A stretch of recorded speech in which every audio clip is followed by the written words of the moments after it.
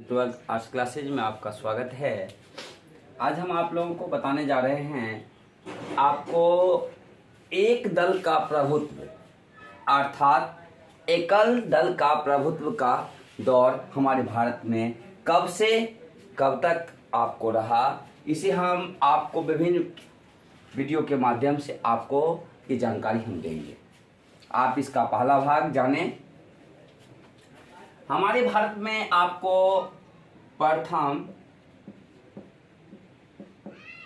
लोकसभा चुनाव 1952 में हुआ था।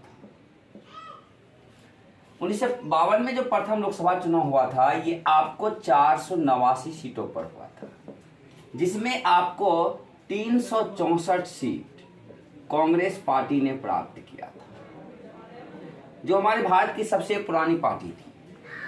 कांग्रेस के अलावा आपको दूसरा स्थान पर जो रहा वो आपको कम्युनिस्ट पार्टी 16 सीट प्राप्त करके। अगर हम लोग दूसरा लोकसभा चुनाव की बात करते हैं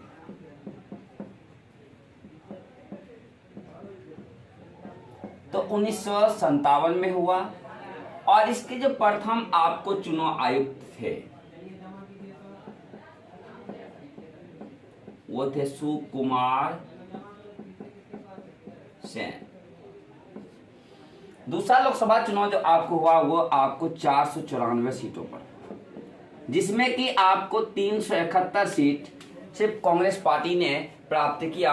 और हम लोकसभा चुनाव में भी आपको जीत हुई कांग्रेस की, तो पंडित जवाहरलाल नेहरू हमारे देश के प्रधानमंत्री बने। और दूसरा लोकसभा चुनाव में भी जब जीत हुई कांग्रेस पार्टी की, तो पंडित जवाहरलाल नेहरू ही हमारे देश के प्रधानमंत्री बने।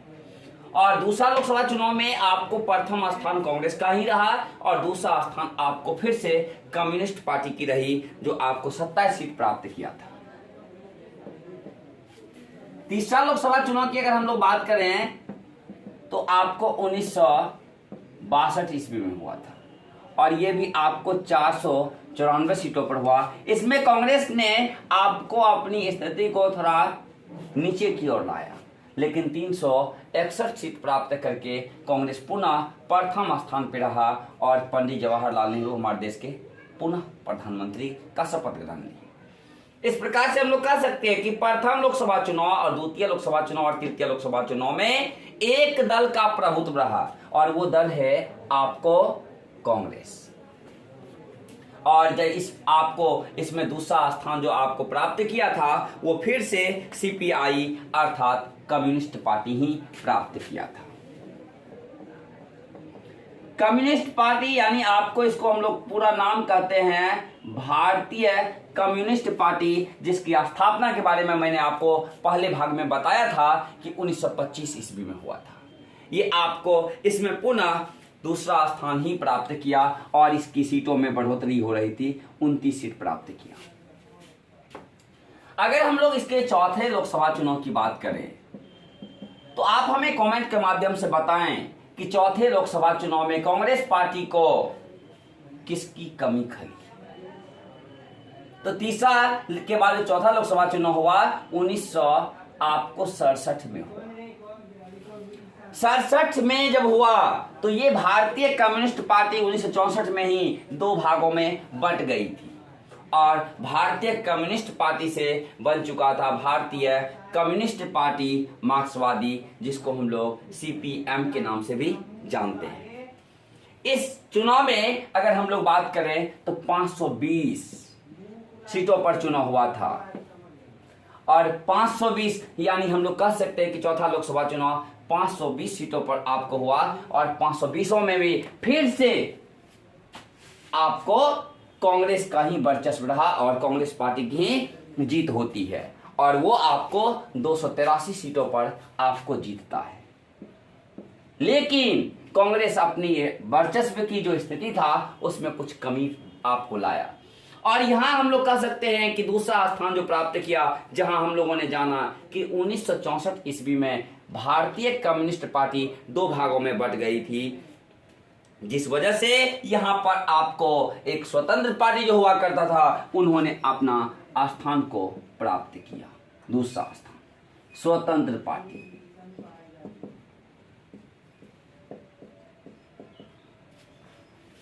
और अगर हम लोग बात करें इसके बाद कांग्रेस आपको 2 वर्षों के बाद हम आपको अगले वीडियो के माध्यम से बताएंगे कि कांग्रेस का विभाजन 1969 में क्यों हुआ। जब 1969 में भारतीय राष्ट्रीय कांग्रेस 2 भागों में बंट गई तो आपको भारतीय राष्ट्रीय कांग्रेस और आपको हम लोग यहां कहें कि 1969 में जब आपको कांग्रेस 2 भागों में बंट गई थी, एक सिंडिकेटी कांग्रेस और एक आपको भारतीय राष्ट्रीय कांग्रेस, तो भारतीय राष्ट्रीय कांग्रेस को साबित करना था क्या कांग्रेस है ये नहीं। यहीं पर इंदिरा गांधी ने 5वां लोकसभा चुनाव 1971 में गरीबी हटाओ का नारा दी और गरीबी हटाओ का नारा दी और उस समय हम लोग कह सकते हैं कि इसकी सीटों में आपको कमी हुई, इसके बारे में हम आपको बताएंगे।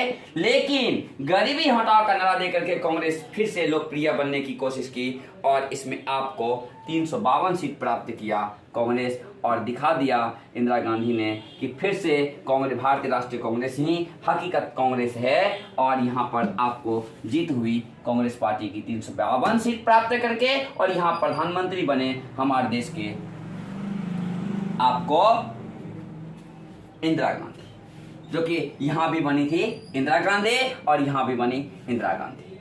तो आपको जान सकते हैं कि चौथी और 5वीं लोकसभा चुनाव में आपको कांग्रेस की जो जीत हुई इसमें आपको बने प्रधानमंत्री इंदिरा गांधी। हम आपको यहां बात करना चाहेंगे कि 5वीं लोकसभा चुनाव में दूसरा स्थान प्राप्त करने वाली जो पार्टी रही भारतीय कम्युनिस्ट पार्टी से अलग होकर बनने वाली पार्टी, आपको भारतीय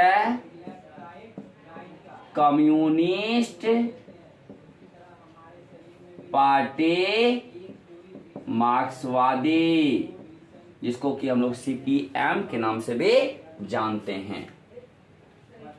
इस प्रकार से हम लोग 5वीं लोकसभा चुनाव तक जो हमारे देश में वर्चस्व रहा आपको कांग्रेस की, हम ये बात जानते हैं और अगले भाग में हम पुनः लेकर आएंगे इससे आगे की विभिन्न टॉपिक।